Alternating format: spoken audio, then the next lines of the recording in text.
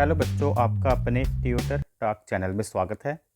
आज की वीडियो में हम क्लास 11 फिजिक्स की इम्पोर्टेंट डेरिवेशन को सोल्व करेंगे।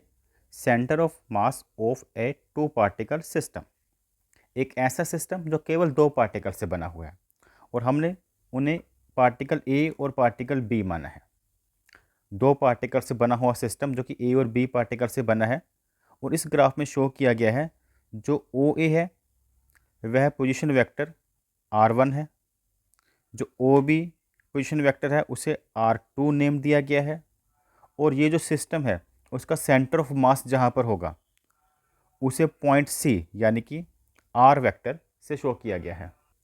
और जो ये दो पार्टिकल है, पार्टिकल ए और पार्टिकल बी, अगर इनकी मासेस की बात करें तो पार्टिकल ए के मास को सपोज किया गया है m1 और पार्टिकल बी के मास को m2, और इनके वेक्टर जो पोजीशन वेक्टर है r1 और r2।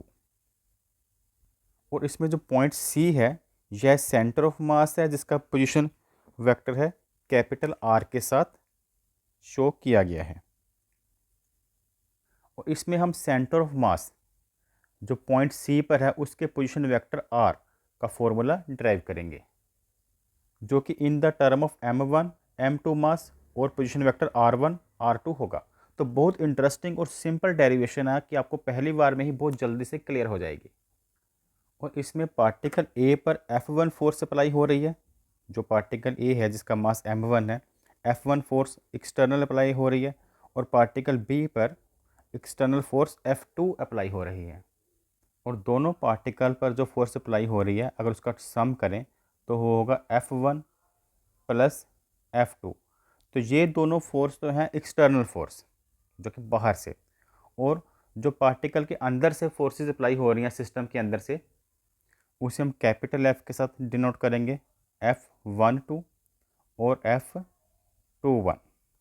F12 और F21 का मतलब है जो कि F12 का मतलब जो पार्टिकल 1 के द्वारा 2 पर फोर्स लगाई जा रही है, और F2 का मतलब जो पार्टिकल 2 फर्स्ट पार्टिकल पर फोर्स लगा रहा है। और ये दोनों फोर्सेस जो इंटरनल होती हैं आपस में इक्वल एंड ऑपोजिट होती हैं, इसलिए इनका जो सम होता है वो क्या होता है, जीरो। और जब हम टोटल फोर्स की बात करते हैं तो ये तो एक्सटर्नल फोर्स होगी प्लस इंटरनल फोर्स, जबकि इंटरनल फोर्स का वैसे जो सम होगा वह जीरो होगा, क्योंकि ये दोनों इक्वल हैं और ऑपोजिट डायरेक्शन में है। इक्वल वैल्यू को अगर आपस में माइनस किया जाएगा तो उसका आंसर क्या आएगा, जीरो। तो इन्हें हमने यहाँ पर लिख लिया है F1 F2 और F12 F21। ये एक्सटर्नल फोर्स लग रही है पार्टिकल के, ये इंटरनल। तो यहाँ पर आप इसे कुछ इस तरह से F1 प्लस F2 अकेला भी लिख सकते हैं, क्योंकि इनका सम तो क्या होगा बताया था, जीरो। और नेक्स्ट आपको पता है जो फोर्स होती है न्यूटन के सेकंड लॉ के according rate of change of momentum होता है, rate of change in momentum. और rate of change in momentum को किससे लिखा जाता है, मोमेंटम को हम पी से लिखते हैं। तो रेट ऑफ चेंज यानी कि टाइम से डिवाइड भी करेंगे, तो इसे आप कुछ इस तरह से dp1/dt, और F2 के लिए, F2 फोर्स के लिए dp2/dt लिख सकते हैं। और ये दोनों का सम किसके इक्वल है, F के इक्वल है। चलो F हम इधर लिख देते हैं। और जो मोमेंटम होता है बच्चों उसका फॉर्मूला क्या होता है, वह मास और वेलोसिटी का प्रोडक्ट होता है, m × v। तो इस तरह से अगर हम d/dt को ले लें कॉमन, d/dt को कॉमन ले लें तो अंदर क्या बचेगा, P1 + P2। तो P1 को हम अगर P1 का फॉर्मूला लिखें, अगर P का है mv तो P1 का क्या होगा, m1v1, ठीक है। और P2 का क्या होगा, m2v2। तो ये ब्रैकेट क्लोज और यहाँ पर F। और यहाँ पर अगर वेलोसिटी को चेंज करें तो वेलोसिटी का फार्मूला होता है rate of change in displacement upon time.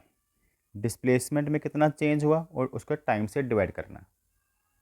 तो यहाँ पर अगर वेलोसिटी की वैल्यू को रिप्लेस करें तो बाहर था d/dt, तो ब्रैकेट के अंदर क्या आ जाएगा, m1, और ये dr/dt, dr आर वेक्टर है, upon D T, R one डालेंगे साथ यहाँ पर, और यहाँ पर m2 D R two upon D T, यहाँ पर वेक्टर का sign, bracket close, equal F.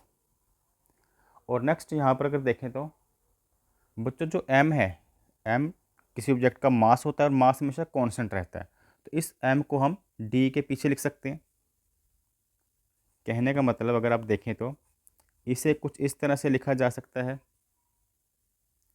d आगे लिख लिया और m1 r1 upon D T plus ये भी m2 इधर कर दिया, d आगे, d m2 r2 upon D T bracket close, equal इधर है चल रहा है फोर्स।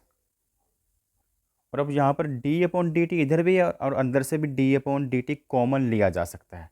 अगर ये जो दो बार d अपॉन डी टी और इधर भी d अपॉन डी टी ऐसे कॉमन बाहर निकालें तो बाहर तो ऑलरेडी बैठा है तो स्क्वायर हो जाएगा, डी स्क्वायर अपॉन इसे डी टी स्क्वायर लिख सकते हैं।